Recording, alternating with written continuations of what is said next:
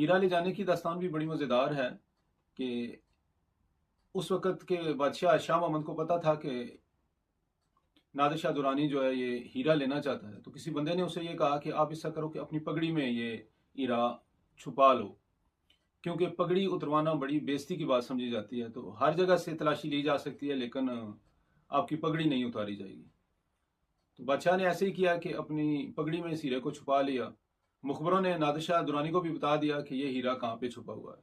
بڑے محل میں نادر شاہ نے بہت زیادہ تعریف کی اپنے میزبان کی، مغل بادشاہ کی، اور پھر محبت سے اٹھ کے اسے گلے لگایا اور کہنے لگا جی کہ آج سے ہم بھائی بھائی ہیں۔ اور افغانوں کی یہ روایت ہے کہ جب بھی کسی سے بھائی بنتے ہیں تو اپنی پگڑیاں آپس میں چینج کر لیتے ہیں تاکہ ہم دونوں ایک دوسرے کی عزت کے محافظ بن جائیں۔ تو بڑے بازار میں، بڑے دربار میں اس نے اپنی چالاکی سے یہ ہیرا لے لیا۔